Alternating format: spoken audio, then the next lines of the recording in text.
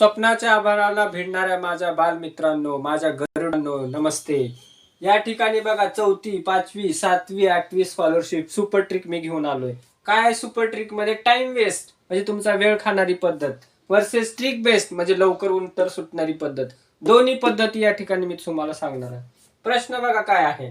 2016 साली नाताळची सुट्टी रविवारी आली, तर त्याच वर्षातला महाराष्ट्र दिन कोणत्या वारी होता? याचं उत्तर आहे चुटकीसरची सांगतो, रविवार. पण हे कसं आलंय बघा, टाइम वेस्ट न बघा. आधी काय करायचंय, नाताळ आणि महाराष्ट्र यातले दिवस काढायचे. म्हणजे मे महिन्यापासून, म्हणजे मे, जून, जुलै, ऑगस्ट, सप्टेंबर, ऑक्टोबर, नोव्हेंबर आणि डिसेंबर.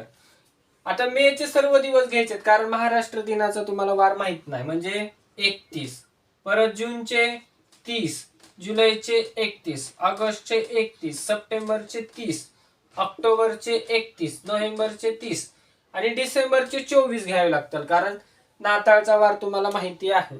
मग आता हे सर्व वार किती होतात किंवा सर्व दिवस किती होतात ते मोजायचे. याच्यामध्ये अजून तुम्ही शॉर्टकट काय वापरू शकता. 31चा आहे म्हणजे 3 वार घ्यायचे, 30चा आहे म्हणजे 2, 31चा आहे म्हणजे 3, 31चा आहे म्हणजे 3, 30चा आहे म्हणजे 2, 31, 3, 30, 2 आणि हे सर्व घ्यावे लागतील, कारण ह्याच्यात कोणताही वार 5 वेळेस आलेला नाही. आता 3 आणि 2 5 आणि 3 8, 9 10 11 12 13 14 15 16 17 18, हे 18 दिवस आणि हे 24 दिवस किती झाले सगळे मिळून 42 दिवस झाले, बरोबर. आता हे काय करायचं, ह्याला 7 न भाग द्या. 42 भागिले 7, 7 6 42, बाकी किती आली 0. म्हणजे एकही वार तुम्हाला महाग घ्यायचा नाही. महाग का घ्यायचा नाही, कारण मागचा वार विचारला. ज्यावेळेस पुढचा वार देतात आणि मागचा विचारतात, याचा अर्थ तुम्हाला महाग घ्यावं लागतात तेवढे वार. एकही वार नाही म्हणजे रविवार. एवढी प्रोसेस मला इथं करावी लागली. आता ट्रिक मध्ये सांगतो मी तुम्हाला रविवारच कसा येतो. तर लक्षात घ्या, महाराष्ट्र दिन त्या दिवशी कामगार दिन पण असतो. महाराष्ट्र दिन,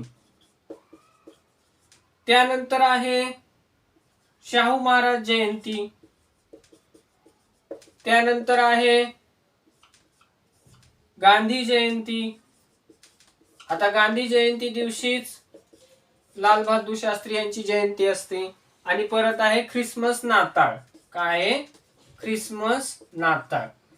हे सर्व एकाच वारी येतात. हे सर्व एकाच वारी येतात.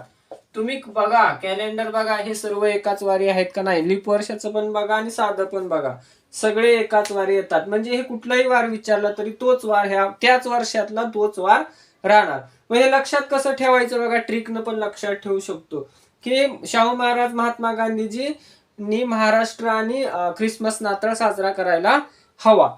अशा प्रकारे हे वाक्य आपण लक्षात ठेवू शकतो आणि एका चुटकीसरशी एका सेकंदात ह्याचं उत्तर आपल्याला येतंय. चला, अशाच प्रकारचे व्हिडिओ पाहण्यासाठी आपल्या चॅनलला फॉलो करा.